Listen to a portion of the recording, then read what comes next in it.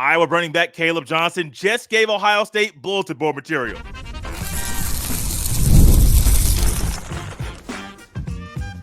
You are Locked On Buckeyes, your daily podcast on the Ohio State Buckeyes. Part of the Locked On Podcast Network, your team every day. Welcome in, Buckeye fans, to a hump day edition of Locked On Buckeyes, part of the Locked On Podcast Network, your team every day here on Wednesday, October 2nd in the year 2024. I am your host, Jay Stevens, also the host of the Jay Stevens Podcast. And today's episode is brought to you by Game Time. Download the Game Time app, create an account, and use code LOCKEDONCollege for $20 off your first purchase. Bulletin board material. We all have heard it. We have all heard people that are about to play Ohio State make big, bold statements that you simply put on the bulletin board. You read it every day. It fuels you. It adds fuel to the fire, and it motivates you to go hard in the paint on Saturday. Well, Kaleb Johnson, Iowa star running back, who is a phenomenal football player, he made a big, bold statement. Going back to something that happened during his recruitment process that is adding fuel to his fire and motivating him to play the game of his life on Saturday against Ohio State. Here's what the young man had to say about his recruitment and something Ohio State did not do when he was in high school. Quote, "Even if they offered me, I wouldn't have went. I want to beat them. That's my goal," end quote. Now, one of the weird things about this quote, as many of you that maybe know the young man, he is from Ohio. He is from Hamilton, Ohio, Hamilton High School, a three-star prospect in the state of Ohio. And so he's saying, even if they offered me, I wouldn't have gone.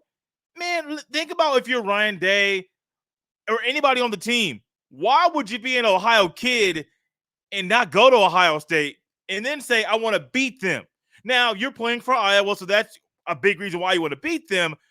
But that alone is enough reason that if I am Jack Sawyer, who's an in-state kid, or if I am Hancock or Troy Malowau or anybody on the defense, I find out he said that, and I am planning to do the best I can on the field to stop this talented running back. Right now, he is second in the country in rushing, total rushing yards at 684, tied for third in the country for most rushing touchdowns with 9. He's also averaging 8.4 yards a pop. So with all that in mind, let's simply look at Kaleb Johnson and what Ohio State needs to do to slow him down.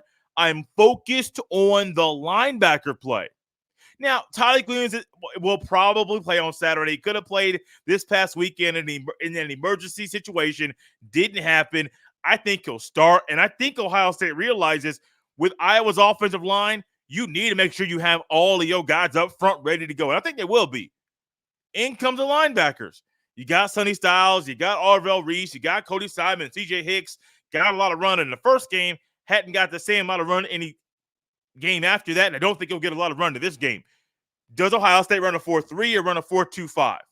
Personally, right now, I think it may just be better to roll out there in your regular 4-2-5 and see how Jordan Hancock does in stopping the run. If you think you need to go out there and run a 4-3, it's Simon, it's Reese, it's Styles, and don't put nobody else on the field. Because I think those are the three guys you got to lean on and ride with. But also, they're going to be trying to use that same thing this young man said to fuel them as well. Honestly, if I'm Ryan Day, maybe you made the right decision, maybe you did. No matter what you think about going back, because hindsight is always 20/20. No matter what you think, when you hear that, as aggressive as Ryan Day's already been this season, he'll probably be a little bit more aggressive. He might be a little bit more fiery. He might be trying to light a fire under all the guys on defense that they're going to play. Why? Because you don't want that to be said about you when you were the head coach and you didn't offer him, that all of a sudden he comes in to your house and takes down your house and beats you in your game.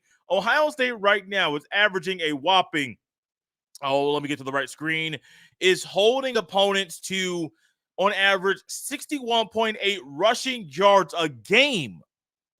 You heard that correctly. On average, Ohio State is giving up 61.8 rushing yards a game, and opponents are only averaging averaging 1.8 yards a pop. So when you hear that a guy in Kaleb Johnson, and Iowa's 3-1 right now, he's averaging 684 on the ground, has 9 touchdowns, 8.4 yards a pop, something has to give. Well, if Iowa's O-line is good, which it is, watch the film. If Ohio State's D-line is good, it is, watch the film. What is a differentiator? How does Kaleb Johnson do one at the first contact? Because Ohio State, if you watch the film, he's phenomenal at the first contact. But number two, and maybe more importantly, how do the linebackers play? Because my eyeballs right now looking at those linebackers are saying, y'all have been the least consistent unit on the defense. Y'all have been one of those units that people had questions about in the offseason and still have questions about right now. No matter if it's a 4-3 or a 4-2-5, it doesn't matter. The guys that are out there on the field are consistently getting the job done. So I'm looking at the linebackers. Run a 4-3, run a 4-2-5.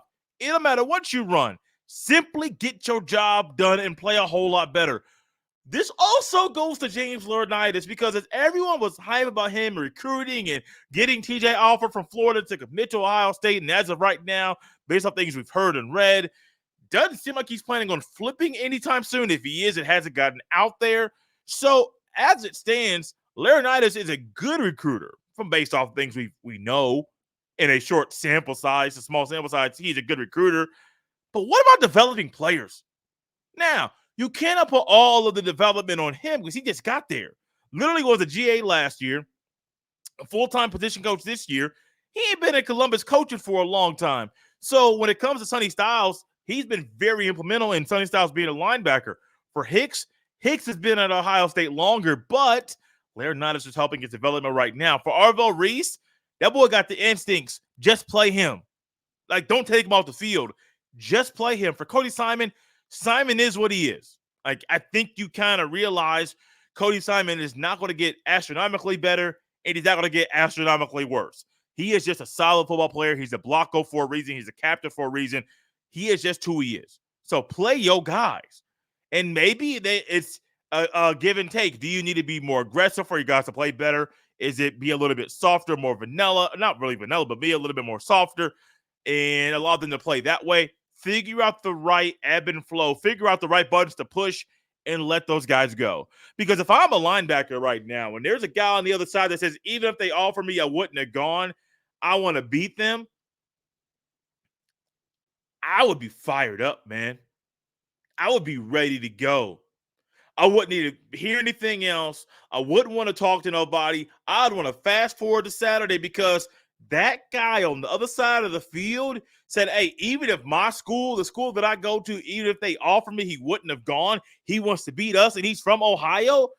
Man, I would be fired up and ready to go. And so if I'm Arvell Reese, who's been playing phenomenal ball this year, and Sonny Styles, who's a little inconsistent, I even went to one website and while talking about Iowa and some things to prepare the Buckeye fans for that game on Saturday, they highlighted the same play we highlighted on this show from the first quarter of Michigan State's first drive, where Sonny Styles was one of the linebackers, kind of got a little flat-footed, did not shift back over, did not quickly read the play, and all of a sudden where he used to be is where the running back was, and as he got flat-footed, he could not get there quickly. Running back skedaddles for a 10-plus yard run. And so keep all that in mind. You play the right guys in the right positions, everything's going to be better. That might mean playing some younger guys more and not playing some of the older guys as much as you have been. Why? Because it just don't make no sense and they're not getting the job done. The one luxury for Ohio State is Jordan Hancock is great in stopping the run. Absolutely great and not afraid to get his nose dirty, to put his head right there where the ball is, bite the ball, and run right through the man with the ball. So, kind of figure out 4-3 or 4-2-5. What situation, which avenue does Ohio State want to go down? Because as it stands right now, they might open up at a 4-2-5. They might switch to a 4-3. Whichever one's get the job done, stick with that. The one thing I want Ohio State to stick with is what is working and what's been working very well for them. We're going to dive into a few things that Ohio State needs to do when they play Iowa on Saturday. This episode is brought to you by Game Time. Game Time has a new feature called Game Time Picks that makes getting tickets for your favorite live events even easier. Game Time Picks filters out the fluff to show you only incredible deals on great seats so you don't have to waste time searching through thousands of tickets. Maybe some of you are trying to figure out a thing to do During Ohio State's next bye week on October 19th, there's no game that Saturday. Maybe your day is full of college football, just like my boy. There's no Buckeye football. You might want to get out and watch a game. Well, go to Game Time. They make your ticket purchasing process easier. They got the Game Time picks, the panoramic view from your seat, and they got that lowest price guarantee as well. Take the guesswork out of buying tickets with Game Time. Download the Game Time app, create an account, and use code LOCKEDONCollege for $20 off your first purchase. Terms apply again. Create an account and redeem code LOCKEDONCOLLEGE for $20 off. Download Game Time today. What time is it? Game time. Thank you for making Locked On Buckeyes your first listen every day. We started this a couple weeks ago, and I think it's a good thing to do, especially on a Wednesday as we turn the page fully to the next opponent. It is the Iowa Hawkeyes, a 3-1 Iowa Hawkeyes, who are in third place in the Big Ten Conference. One thing I think Ohio State must do when it comes to this game on Saturday is figure out how to control and contain Kaleb Johnson. Not only is he just that dude who's saying, hey, if I got an offer, I wouldn't have gone there, which is a big, bold statement, a huge statement, but also his numbers tell us one thing. The way he runs on the field give us a bigger picture and the proper view of how he plays football. This young man is a patient runner. Iowa's offensive line is good, man. You can always count on Iowa and Kirk Ferentz teams on having a good, heavy offensive line. Probably going to see some 12 personnel, probably some 13 personnel, 1 running back, 3 tight ends, because that's just what Iowa does. You look back to the history of Iowa football, especially over the past decade, you're going to find elite offensive linemen. You're going to have elite tight ends who are great blockers as well as great in the receiving game. Now, I want to get to another part of the offense that will play into the Buckeyes' favor. However, when it comes to Kaleb Johnson, because he is a featured guy in this unit, he is patient. And so when it comes to Ohio State, and we highlighted one thing earlier in the show in regards to Ohio State and having some linebackers get flat-footed and moving a little bit and not really reading and reacting as quickly as they need to. Well, you're going to have to pick up on the pace, because if not, Kaleb Johnson will allow you to make your own mistake. He'll see your mistake, and then he'll embarrass you for your mistake, and he'll make a trip to pay dirt. There were some times, some games when there were some plays and he was playing when Iowa was playing Minnesota. They're cool getting 4 yards. They're cool getting 6 yards. They're cool getting 5 yards and just methodically marching right down the field. And all of a sudden, at one point in time, there was a run call to the left. Seemed like it was a little slowed up a little bit. Kaleb Johnson got hit in the backfield.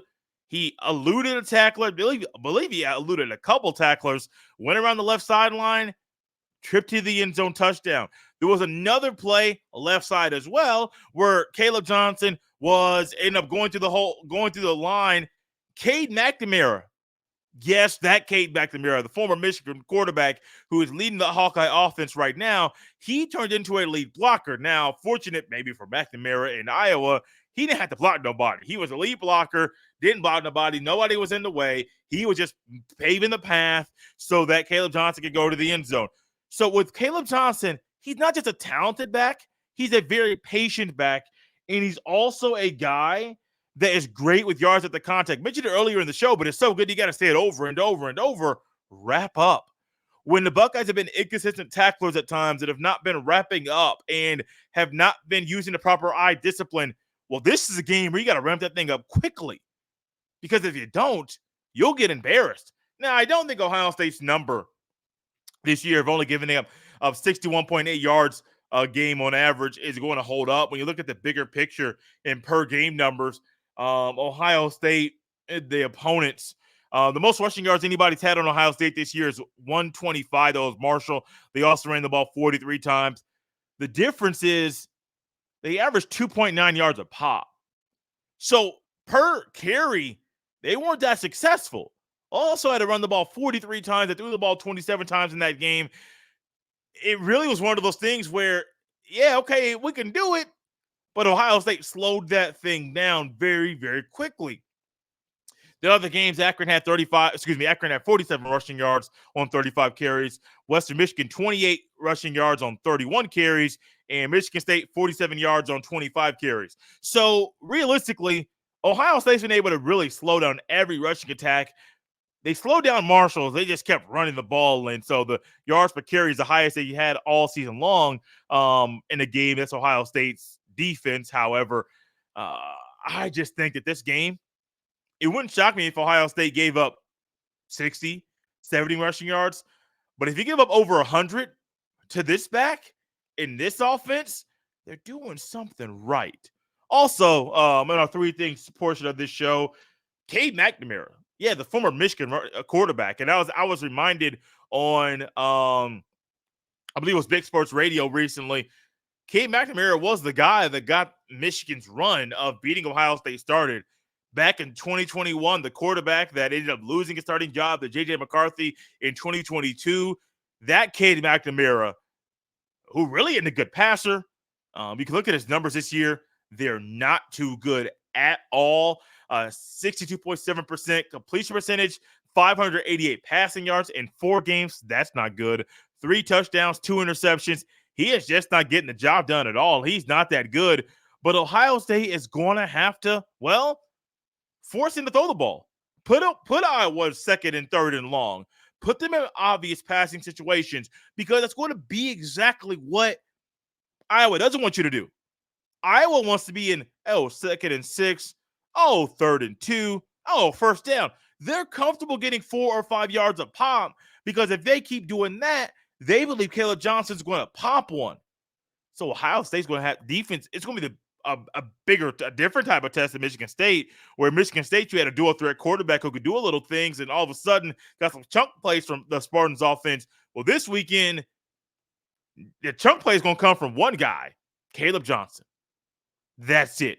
As he's going to try to get a lot of things done, the Buckeyes must contain him and force Cade McNamara to be in obvious passing situations because Burke and Igmanosin, they can't be 10, 12 yards off the line of scrimmage. Like that soft, especially in the red zone coverage. Get that nonsense out of here. That was dumb. That was stupid. That should not be a part of Ohio State's defense. Not at all. Also, something else in our three things portion of this show, going to have a +1 as well. You'll understand why. This is going to be a big, big test for Ohio State's O-line and Ohio State's defensive line. For as good as Michigan State's offensive line was a week ago, Michigan State's defensive line is this year, Iowa's is better. Iowa's offensive line is doing exactly what it does. So for the defensive line, I don't see this being a game where you can rotate guys, play 8 or 9 D linemen. You need to have your front 4 play. If you want to rotate to the D ends, cool. If you want to play 3D tackles with Cade McNamara being the third, cool.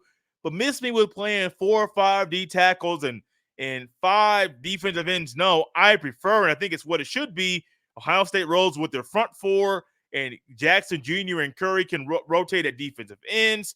But then also, Cade McNamara plays. Realistically, playing 7 defensive linemen is great. If you want to play 8, cool, but I don't think it's needed. Imagine Cade McNamara and Tyleik Williams on the field together right now. That's a lethal combination. The offensive line, seen a lot of good things from them, especially a week ago against Michigan State. Needed some more of that this weekend against Iowa. The +1 this week, not I'm going to have a +1, but we do today. Iowa tight end Luke Lachey is the son of Jim Lachey, former Ohio State football player who currently does color commentary for Buckeye radio broadcast, teamed up with Paul Keels. They do a great job calling Buckeye games, and I might tap into some of their radio broadcasts every now and then. Normally, I'm tapped into the TV. This past Saturday on the Peacock with Andrew Siciliano and Colt McCoy would have been a great time to listen to Keels and Lachey. But it's kind of fun to have a guy calling the game for Ohio State whose son is playing for the other team. Maybe a little weird to some, but I find that kind of stuff cool. It's Wednesday. It's a hump day, and our stock watch is back.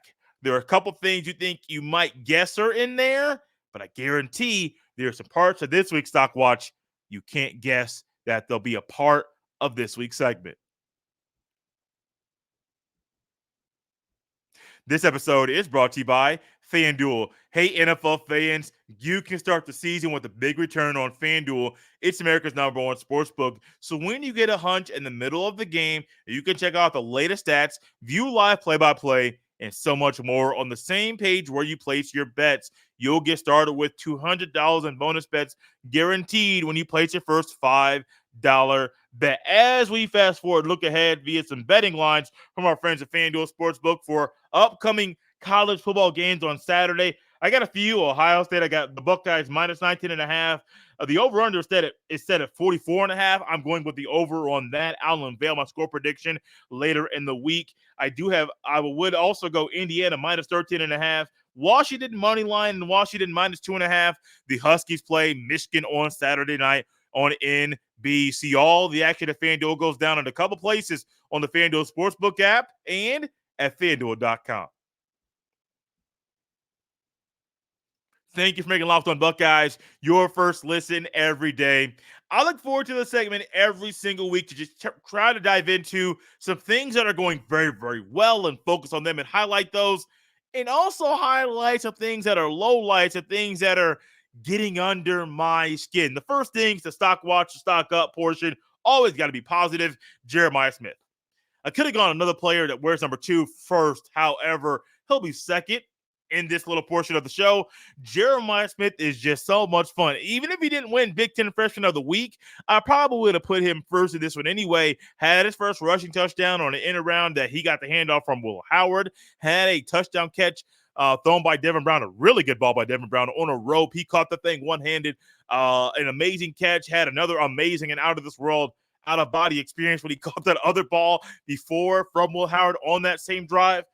And then to see him, that South Florida edge that he has, and just talking trash and not backing down from nobody and really showing, hey, I am made for this. I am built to play college football. He was fun to watch. And this is only going to be one of the awards that Jeremiah Smith wins this year. I do expect him to win more Big Ten Freshman of the Week awards. I expect him to win maybe Big Ten Offensive Player of the Week awards down the road, multiple. And it wouldn't shock me if he wins college football awards on the national stage at the end of the year, because he is that good. Stock up also on Kaleb Downs, number 2. People have been waiting and waiting and waiting for, some would say, Kaleb Downs to have just one of those games where he pops.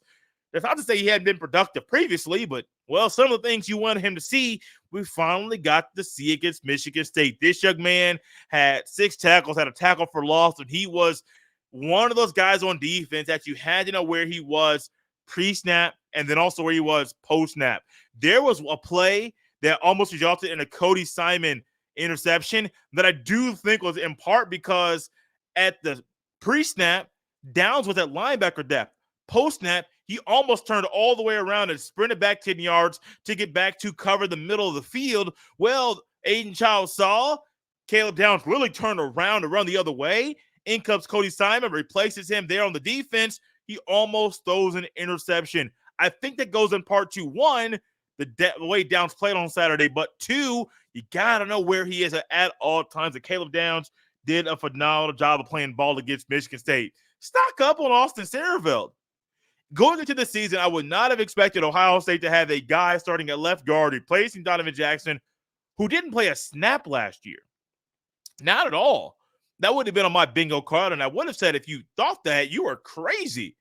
What's been crazy to me is how well Austin Siereveld has played this year.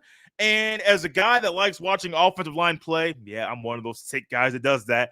He has been so much fun to watch, seeing him go from left side starting a couple games to rotating with Taylor Shabola on the right side at right guard. He has been good. And he's been a great recruiting tool for Ohio State. Not saying we've seen the results of that yet, but it wouldn't shock me if Justin Fry and Austin Siereveld, that combination together, helps Ohio State recruit, and that guys that are top-tier offensive linemen that lead to players committing to Ohio State down the road. Also, another stock up portion. Stock up on the Big Ten and SEC, potentially getting a scheduling pact. Now, you know that would have to be the SEC playing one more conference game, which is cool. And also, if they do a Big Ten SEC challenge in college football, that may help the SEC go from 16 schools to 18 schools. So it's 18 and 18. There's no way that the Big Ten would have a couple schools that wouldn't play the SEC every single year. However, I think this is great, especially the year where Ohio State had a weak non-conference schedule. We know that there were some things that happened that altered that via conference realignment. However, I think this would be good for every Big Ten school. If you can play a school in the SEC, which is a better conference than yours, a conference that has almost the national champion every year, not every year, but if you can just go into a season, yeah, more likely than not, an SEC school will play the national championship and have a realistic opportunity to win it because they're just that good. Well, this kind of scheduling pact, this will help every Big Ten school's schedule. Now, somebody got to play Vanderbilt, and why not Vanderbilt play one of the bottom feeder schools in the Big Ten? Nothing wrong with that. I like this idea. Now, there's some other auto bid stuff I don't like, but I do like the idea of a Big Ten SEC scheduling pact if it includes a Big Ten SEC challenge. Stock down on the inconsistent linebacker play. It hasn't been atrocious from start to finish of games, but the linebacker play has to get better. Absolutely, desperately needs to get better. It's one of those things where you talk about Ohio State. I even said, man, like I got high hopes for CJ Hicks just because I think and believe in some of the things that they said about him in the preseason. Get on the field. It's not his time, man. And that's cool. But also, you got Sonny Styles trying to figure out how to play linebacker in college. You got Arvo Reese trying to figure out how to play linebacker in college. And the younger guy is the best guy and needs to play a whole lot more. But, man, the inconsistent linebacker play isn't great. Now, it's been a luxury that you played 4 schools, well, 3 non-conference schools that were group of 5 schools, and then Michigan State, who is better than advertised, but it's still Michigan State. So you haven't had to play elite linebacker play yet. But down the road, if you want to win the Natty, linebacker play has to get better. Stock down on the all-gray uniforms. Now, Ohio State this weekend is going to wear the all-gray uniforms. They unveiled them for the first time a year ago against Michigan State. That game was a home game in prime time on NBC a year ago. This weekend's game is going to be a 3:30 kick on CBS, America's most watched network, and I'm glad. I'm cool with that. I like the CBS. I like Brad Nessler and Gary Danielson and Jenny Dell on the call. I think they do a great job, honestly, a phenomenal job calling games. Just not cool with the gray uniforms. I'm not really a color rush guy either, so the all red, I'm not really all in on those either. I get that those are more Buckeye colors, and I wish if you did the red with the gray, maybe that'd be cool if they did it every single weekend, but I still think the red and the red top and the red silver pants, that's just more we're accustomed to, and there's nothing wrong with that. I like that a whole lot better. But the color rush, the all gray, no. Now, if you want to go gray bottoms, white top on the road, I'm cool with that. If you want to go gray top, black pants, I'm cool with that. If you want to go gray top, black pants, black helmet, black cleats, I'm cool with that. But the color rush all gray, the color rush all red, no. I'd be cool with the now. It's not. I'd be cool with the all white. I'm cool with the all black. But the all gray and the all red, the true color rush stuff, absolutely not. Stock down on more changes to college football. I was just reminded that college football is going to possibly have a new format for the playoff in a couple of years. Why? They literally announced that might be a thing before the first year of this current format. The people in charge of this stuff are only in it for the money, which is cool. Like, having money is fine. Nothing wrong with it. If you're only in it for the money and you don't care about the product, maybe you shouldn't be in that situation, in that position. Because what y'all telling me right now, just all of, let's get some other people a chance, man. Give teams like, I don't know, the school that's number 15 in the country, let's give them a chance. Why? They have literally showed you they're one of the top 25 teams in the sport. They're not one of the top teams in the sport. So if you're not one of the top teams in the sport, why should we give you an opportunity to win the national championship when you're not one of the top teams in the sport? It don't make no sense to me. And I guarantee if you went on the street to talk to somebody, it wouldn't make no sense to them either. I have done this before at various jobs I've had. I have talked to people about just different things that come up and change in college football just to talk to them about things that are going on and to get their opinion on them, people think some of the stuff going on in college football specifically is stupid. Because a lot of the stuff going on is stupid. And you know what's going to happen tomorrow or maybe the next day or maybe in a few weeks? Someone's going to make a decision in this sport that's stupid because they've been making stupid decisions with this sport for decades, and it ain't going to stop. It really annoys me. I don't normally use words like stupid on the show, but a lot of stuff going on in this sport right now is stupid. You know what else is stupid? Not regulating NIL. If you crack down on the rules of NIL and make it truly what NIL is supposed to be, the stuff going on with UNLV quarterback, a former UNLV quarterback, Matthew Sluka, wouldn't happen. The stuff going on where guys are saying, oh, we're going to end our high school recruiting. We're demanding you give us money.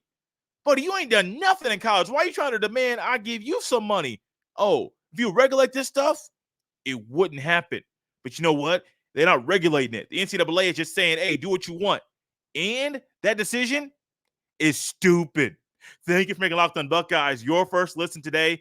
For your second listen, go check out the Locked On College Football Podcast. From NIL deals to never-ending conference realignment rumors, Spencer McLaughlin gets you ready for an exciting season on the gridiron. Find Locked On College Football on YouTube or wherever you listen to podcasts.